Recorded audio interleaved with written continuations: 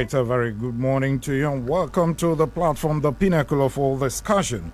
You know that the clock keeps ticking fast as we have 41 days to the 2023 presidential election.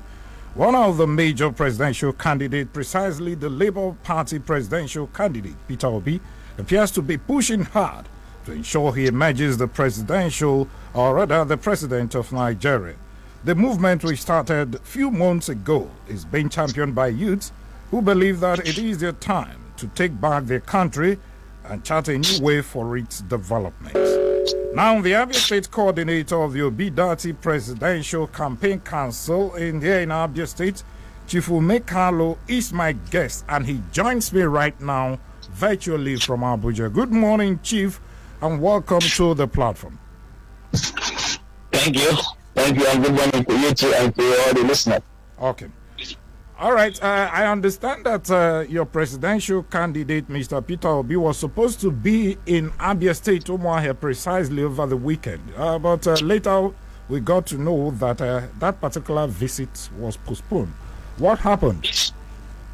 Well, that is right. It had to be postponed. It wasn't only Abia.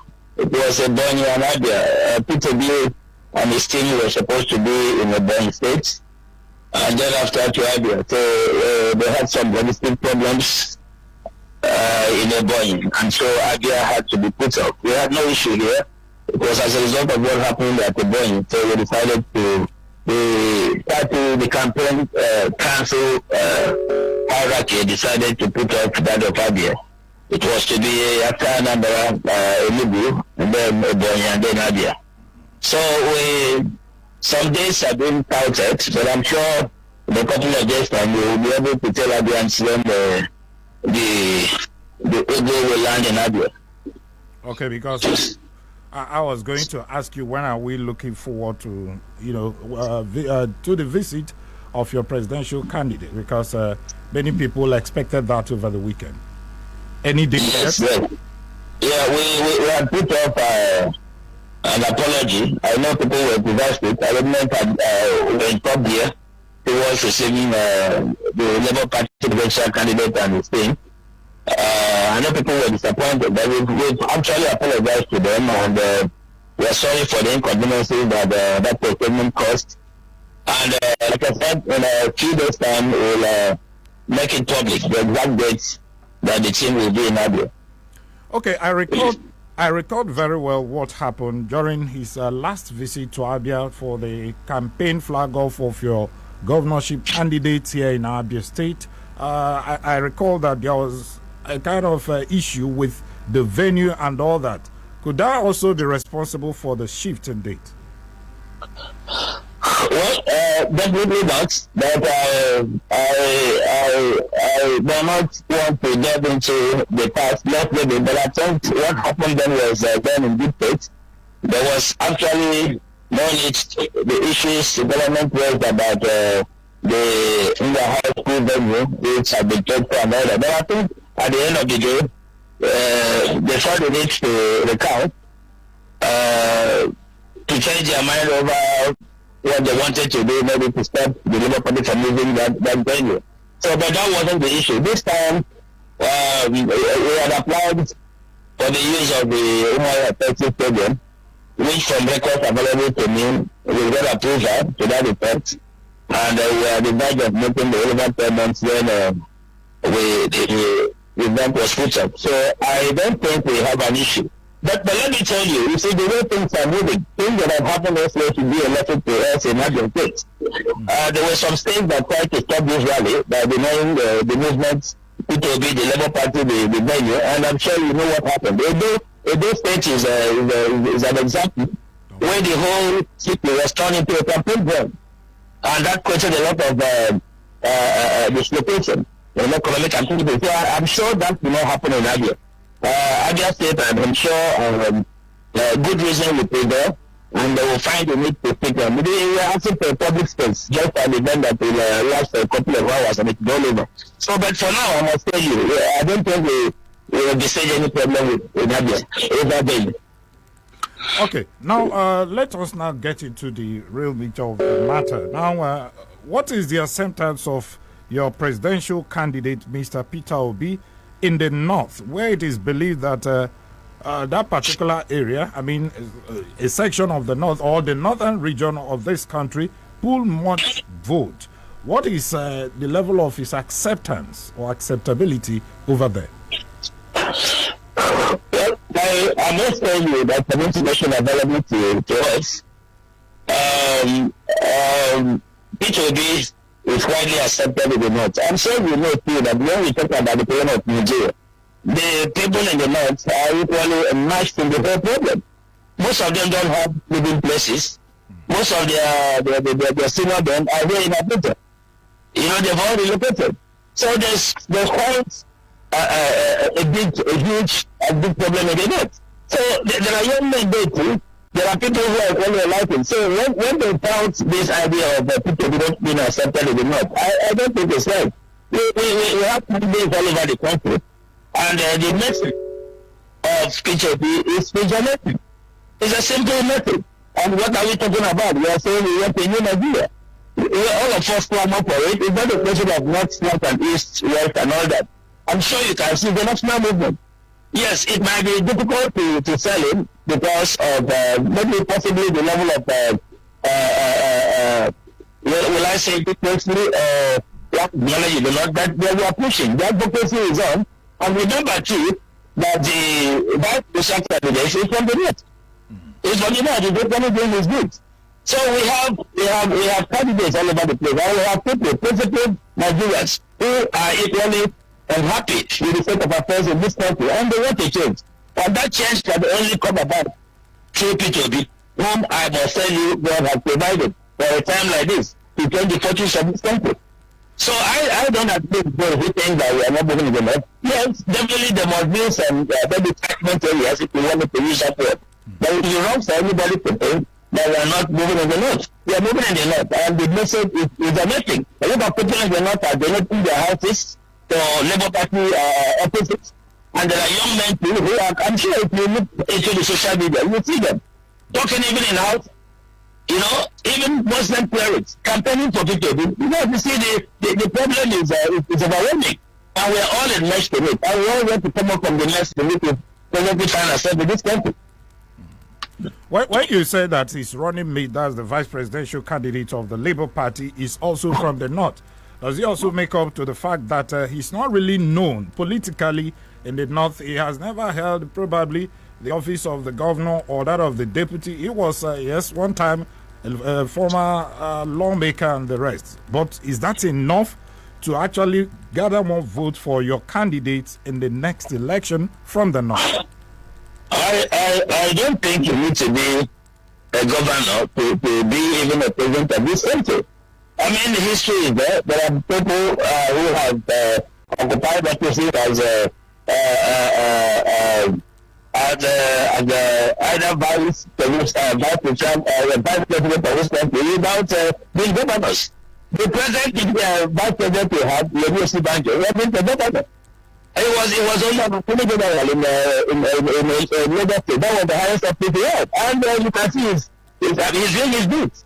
He complimented David during the campaigns, and even now that they are wobbling with their government. That is true there, he's sitting on.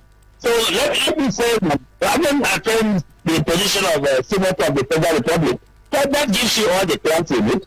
He was a senator, and remember, the National Assembly we meet all the types of persons, all diverse persons. They're always there.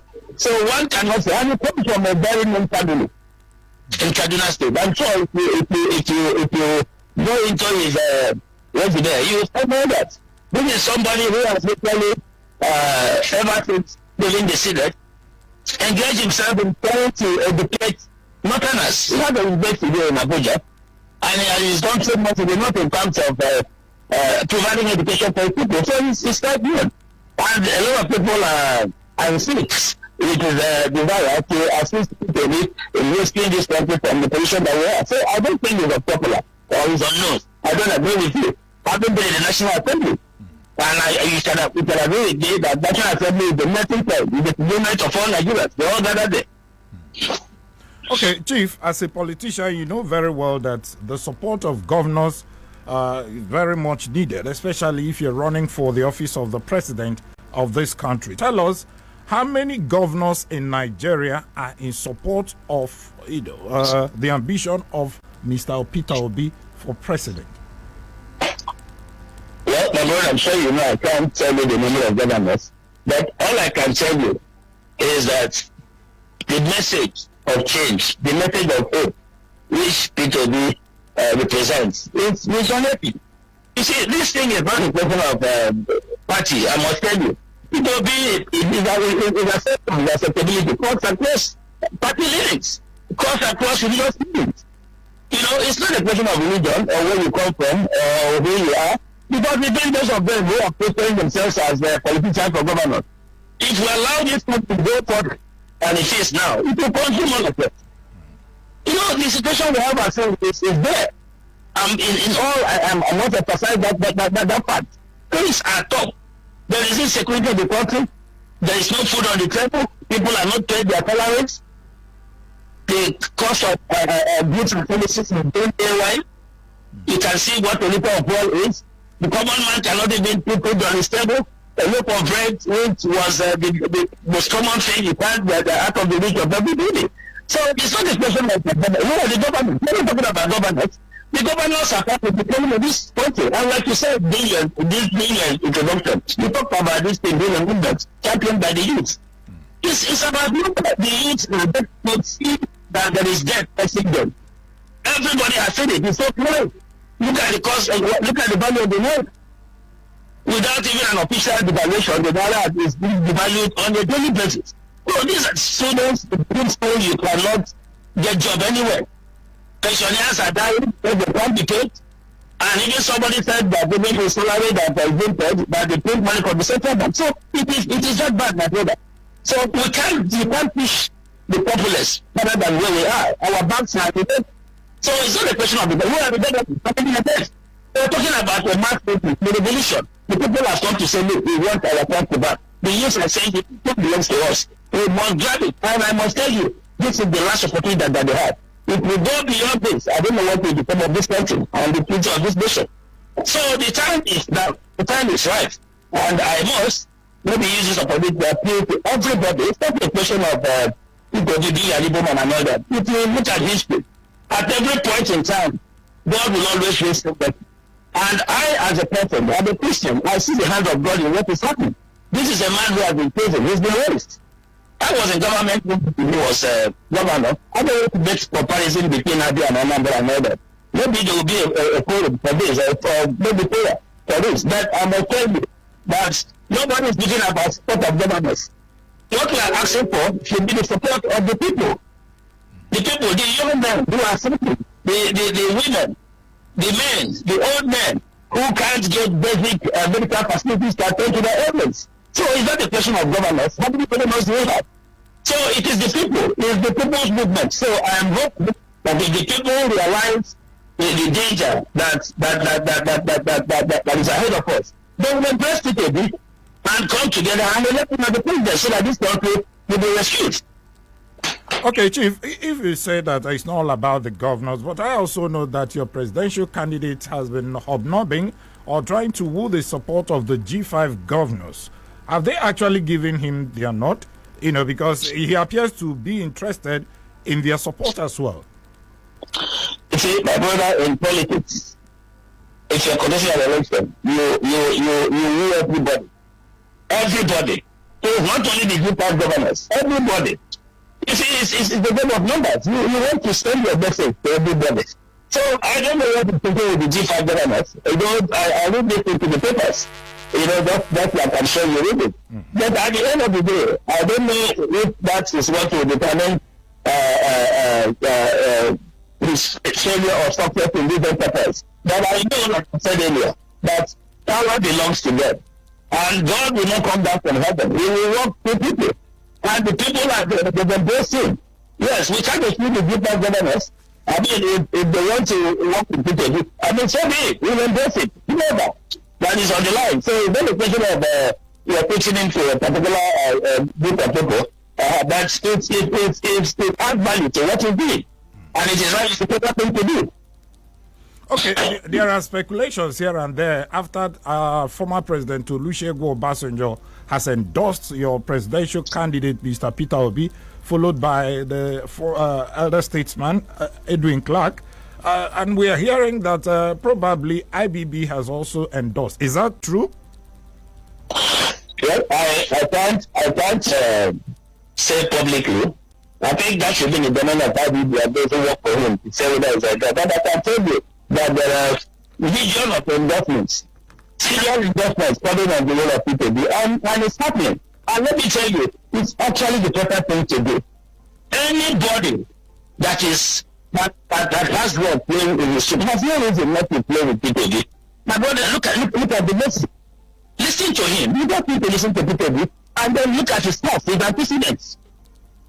Compare him with the other candidates. You can't compare them. I mean, they're going to be able to talk about his he has capacity. This is somebody who has a tax, and each time he will tell me what to do in the number. And those things are required. These are things, and the man is very stable. You know, he prepared himself to do the assignment. You can see the number of business days he attended. He is knowledgeable, he is fit and firm, he is physically fit, mentally fit, and all that, as opposed to what we find in the other people who can't even put their acts together. So look, I must tell you, I keep putting it back to say that God has brought up this man. And if you look at all the countries of the world, at a point in time, they have to see problem. Singapore had a problem. It took just somebody who was visionary just like PTB to get them out of the world. If you bring to the guy, you see the magic. That happened 40 years ago, by every 30 years, we are like Nigeria. Then it's now everybody go to Dubai. It was somebody, this very leader, who did that. So what we are saying is this. This is an opportunity which God has given us Nigerians. In a time like this, to get a young man, may not be young, and maybe just about my age, who has a pedigree, and God prepared him to come. He has the fear of God in him. You know, I have all that he said. You know, somebody who is accomplished in different areas. And let me tell you, honestly, if it were to be in other countries where things are totally done, I expect the elders to come to, not only like people, all of them to come together and tell me, yes, this is a corporation. Give this thing to this young man. And the other people to wait. You don't give me, people do say, give me only 4 years and see what I will do. In all aspects of our economy, they are giving answers to how it's going to turn it around. The issue of first people, we have told you what is going to do. The issue of agriculture, not just manifesto. I will tell you, he's talking about turning this country from a conventional country to a production country. That has been the key of his message. And what is production? If you go into production, the young men will have what to do. This security will pay what others have around, and because the young people are jobless. Give them job to do, let them busy. They will remain there. Go to other countries and see. I know they will always be criminals around. But you see, the fact, the increase in criminality in Nigeria is because there is no job. People are jobless. We don't have things to do. And the man is saying, I know what to do to put food on the table of Nigeria. And the moment you don't do production like he's canvassing, our problem will be helpful. He has given you an answer to what we do about the issue of our stable currency. You know, he has told you can't have double digits, exchange double digits when people are ripping up the country. He has told you how he's going to do it. But more importantly, the issue of production. People has said, from all the occurrences, when the man who is the leader of government does not collect money, then the money will not collect. And I can tell you of the government, and I can present to this. So, these are things that the movement said, and people know his freedom. His freedom. I was a governor of governors. When our governors will pay the private jets, we will go on the economy.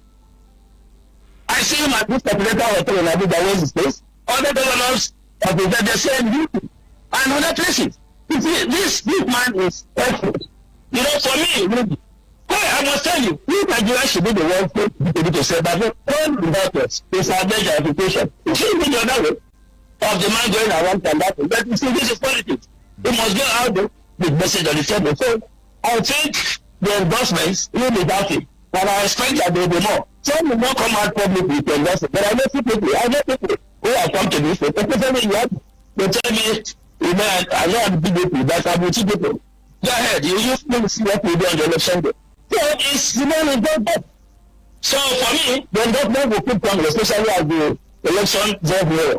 So we are hoping that people is not answer to the prayers of the saints. People have been praying every day in the mosques, in the churches, asking God for salvation.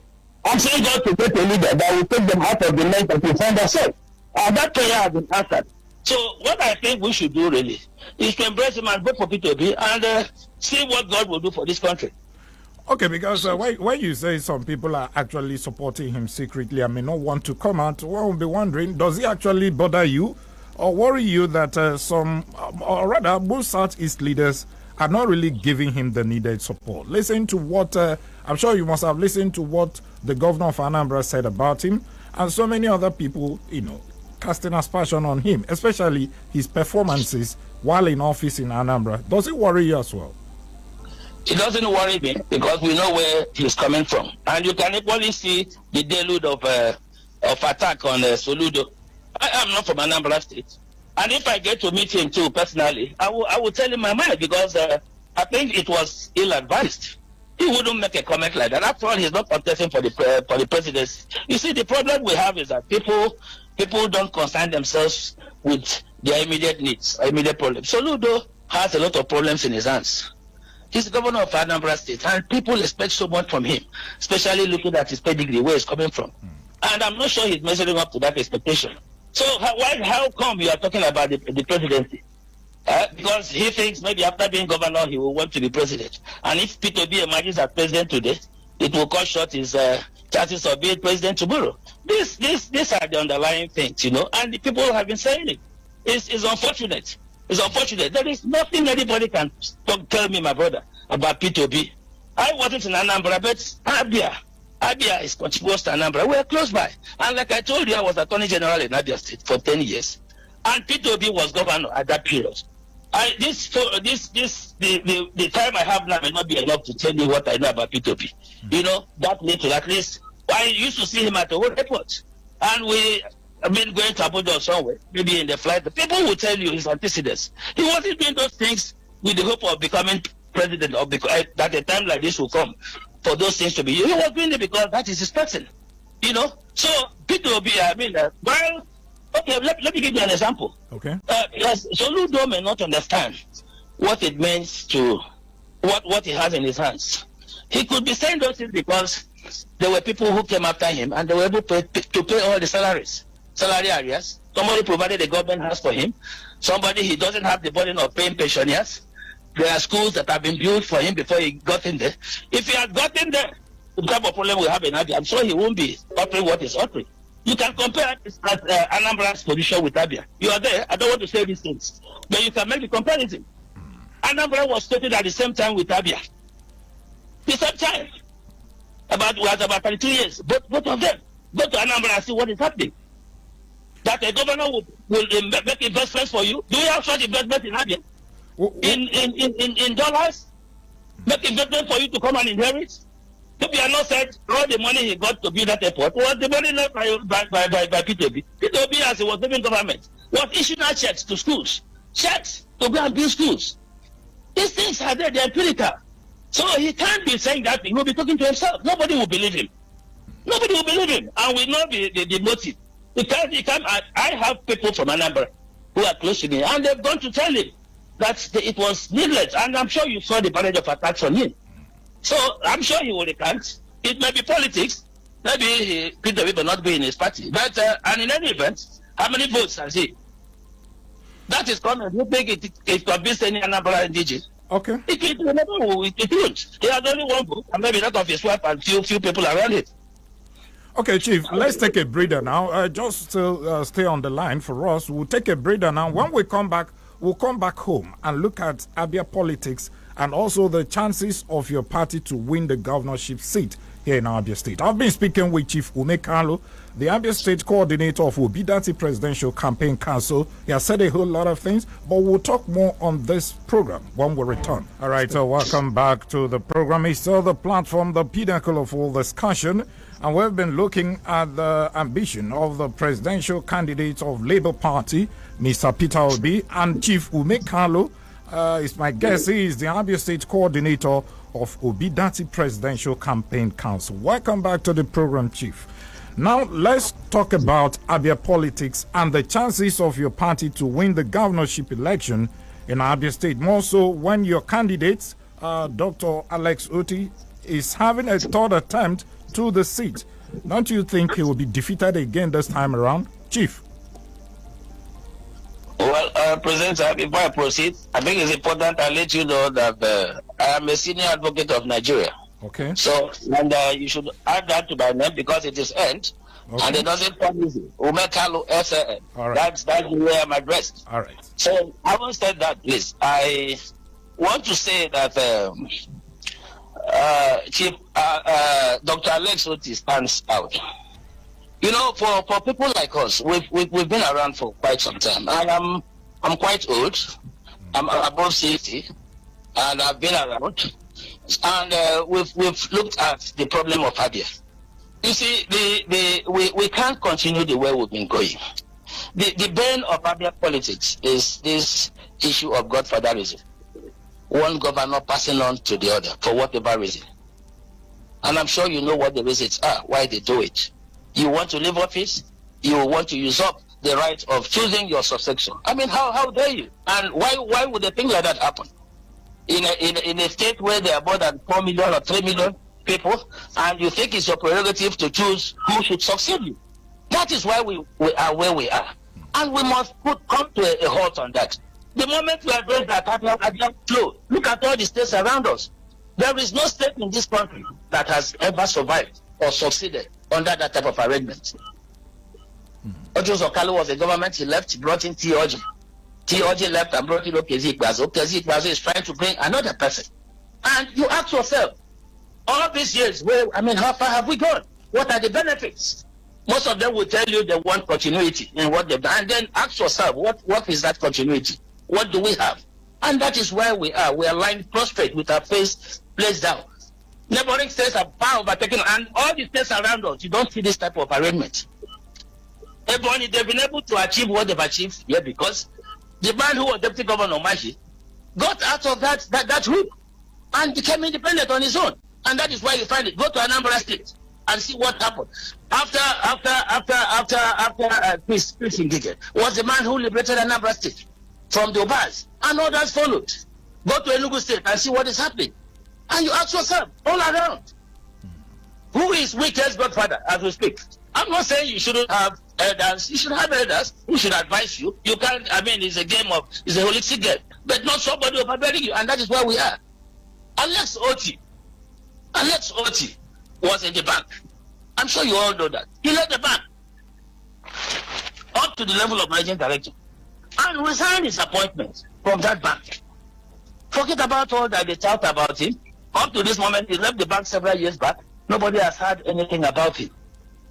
All the things they say is just because of politics. Nobody has heard anything about him. He was quite accomplished.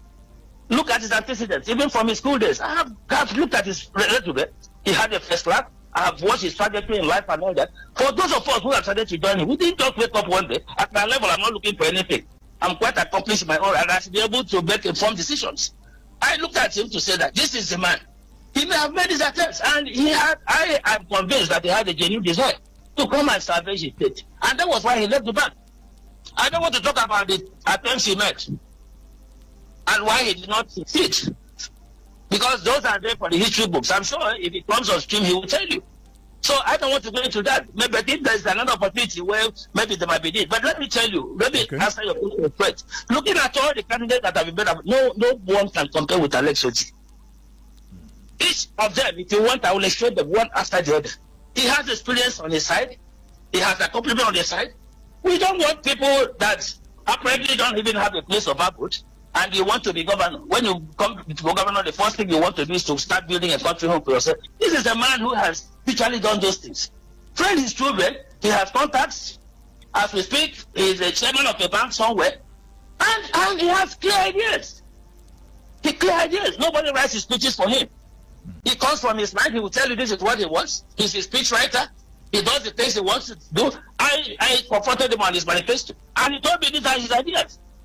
So you got him. He has a page he used to have a page in the flagship newspaper we have these days, back page, where he profiles his economic ideas, advising people and all that. So yeah, now we need somebody who can think out of the box, somebody who is visionary, somebody who has relevant contacts. We have enormous problems in Abia. I'm sure most of you don't even know how deep our problem is, but I'm sure you know. You live in the States, you can feel the pulse of the people, you know.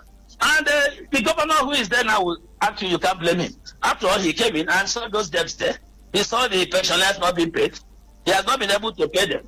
He saw the salary ideas. The salary ideas are still there. But, so we can't continue along that trajectory. We must do something different. And that is why some of us are saying, look, it should be Alex Oti. We need somebody in that mode.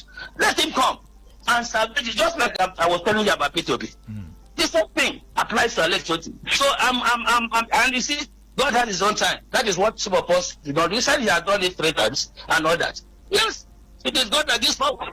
But I think the time is right. This is the time for him. All those who are spending this day with him, I think they are just wasting their time. I employ audience to vote for Alex Oti for the future of our children. I'm not talking about those of us. We're already 60 and above, getting to 70, but we have children. We have younger ones coming. Abia is a laughing stock. For those of us who are in Abuja, go out and tell them you are from Abia. You will see what they will tell you. You know, so it's the situation we find ourselves. But we can't stay there and be talking about it. I understand your doctors the other day were marching government house saying they've been paid.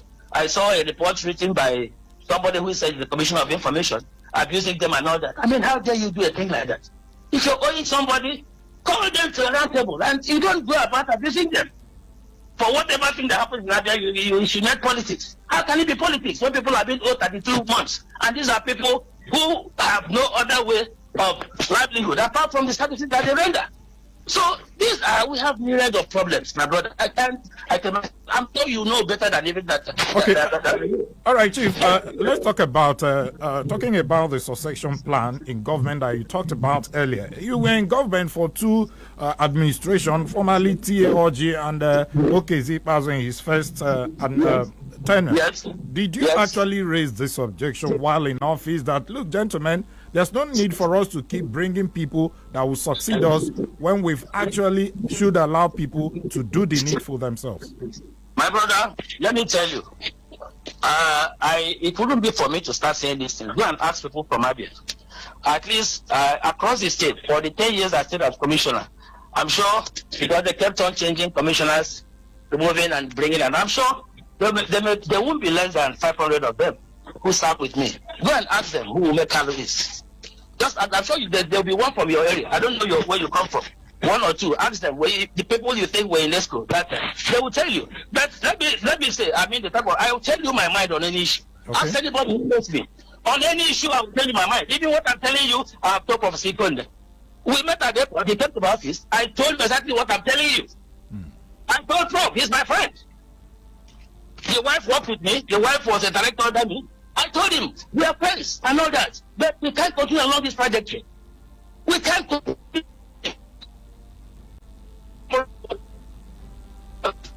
She was there.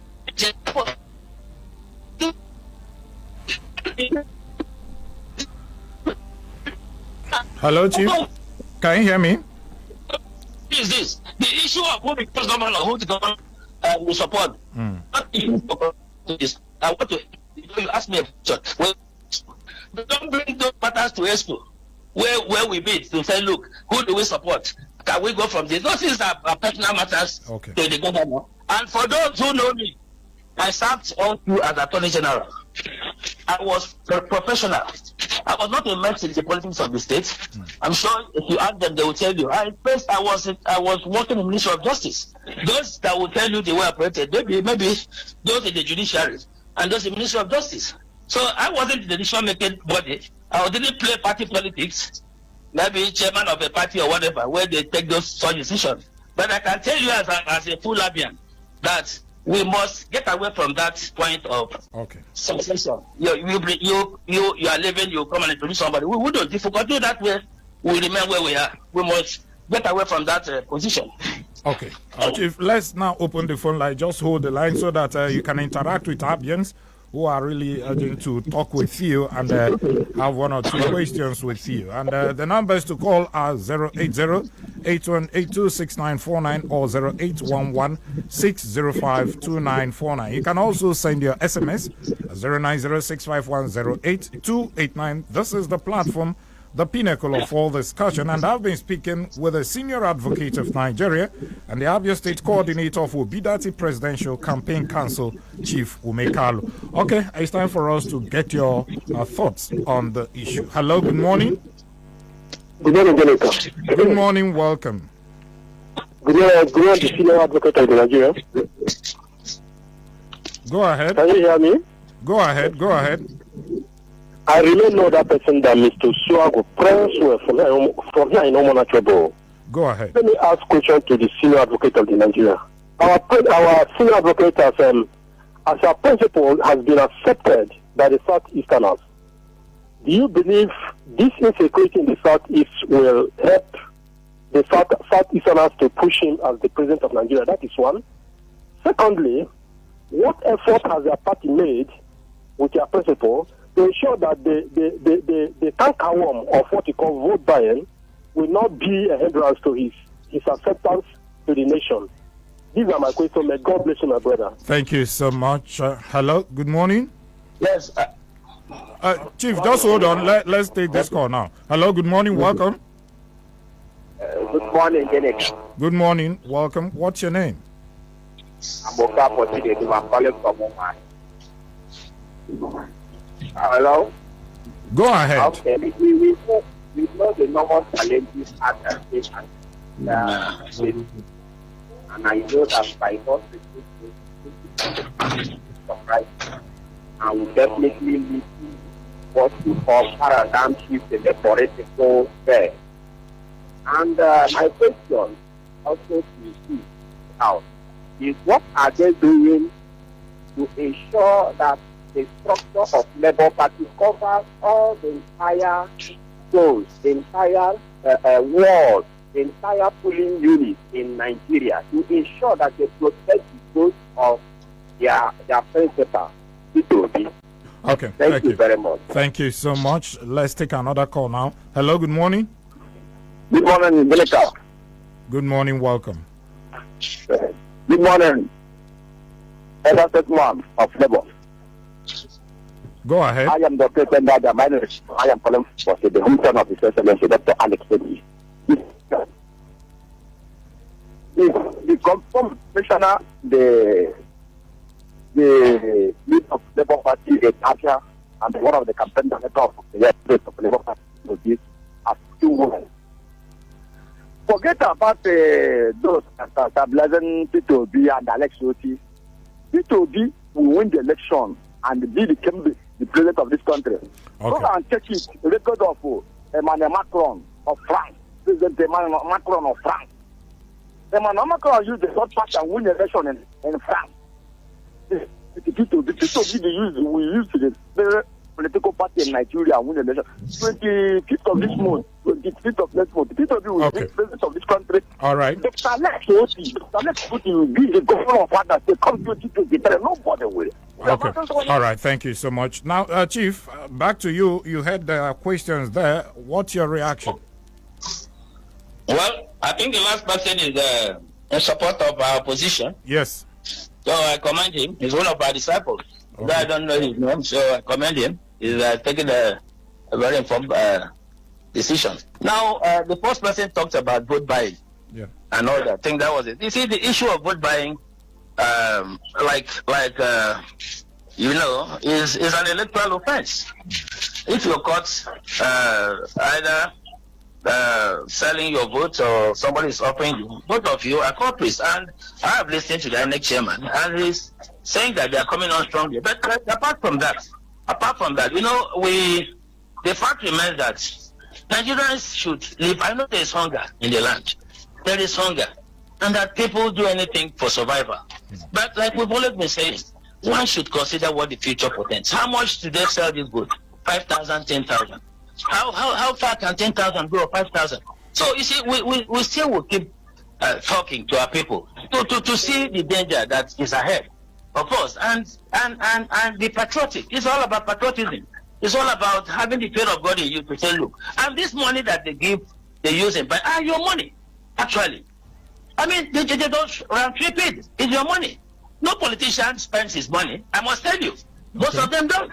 What they do is to keep this money for election day, and then you continue to be a servant to them. Okay. Continue to remain in servitude. Chief, the other man talked about insecurity. The other man talked about polling booths. Let me tell you, the votes this election will be won or lost at the polling booths. We are all aware of this. Labour Party is aware of this, and we are going to man our booths.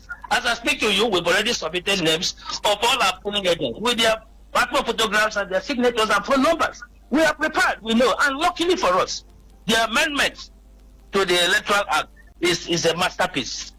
It's a masterpiece, and God did it, because I'm sure the politicians who, when they were even voting for this, making this, I'm sure they were not in charge of themselves. It was God who did it. So you talked about the structure of Labour Party covering all over the country. Yes, we have agents, we have candidates. Okay. There may be places, I'm not, yes, we have.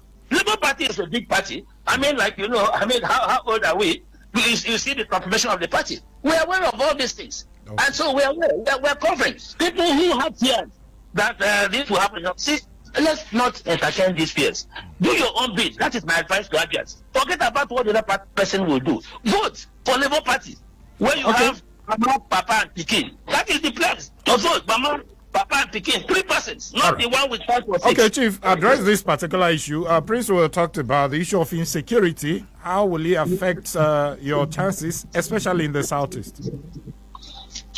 Well, in the Southeast, I think our plea is to our those who are doing it. Yes, there are concerns, I must tell you. There are concerns. If I tell you there are no concerns, we will be kidding. Well, the authorities who are in charge have said they are taking charge. And I probably have had a lot of our elders who have spoken out to say, look, this is the way to go. It's a fact. If I tell you it's not a factor, it's a factor. But we are hoping on to God that things will change. And I'm sure you know that the issue of security, we are saying, some of them are isolated. We are lucky, especially in Abia, that that one I can give kudos to whoever in Abia, because all the news we hear about places we don't hear much about our state in that direction. Okay. But it's not about Abia really; it's about the Southeast. So we'll keep pleading with those whoever is responsible that we should have peace, because it's only in the peaceful atmosphere that we can have progress. Okay, Chief, before I let you go, let me read this particular message on our Facebook page. It's coming from Chukwubi Kemi. Said, greetings, Chief. It's only Mr. Peter Obi that will salvage our dear country. PDP and APC have failed us both in federal and state level. I think Mr. Soludo should concentrate on his state and leave Mr. Peter Obi alone. Look at all the platform in Nigeria, all the youths, the music industry, movie industry, the civil servant, lecturers, all have their hopes on Mr. Obi because he is the only man, apart from the presidential candidate, that have high vision for Nigeria. We pray he will succeed come next 39 days. Well, that's from Chukwubi Kim. Well, Chief, that's the situation here. Let me sincerely thank you, the former Attorney General of Abia State, a senior advocate of Nigeria, and the Abia State coordinator of Obi Dati Presidential Campaign Council, Chief Umeh Kalu. Thank you, Leonard Seal. Thank you. Thank you, my brother. Thank you, and thank you, listeners. Okay. Thank you. Thank you have a great day. Yeah, you too. Okay, that's the situation here. Let me sincerely thank all of you who called in and send your message on our Facebook page. Thank you so much. But a special one, that we will be having a special interview with the governor by 12 noon this afternoon. At 12 noon, please join us on a special edition of the platform, the pinnacle of all discussion. My name is Ginika Olwa. Sincere thanks to my producer, Samson Eze, who is standing before me like a ghost. I'll see you again at 12 noon. Till then, let's make Abia great and let's make Nigeria great as well. Good morning.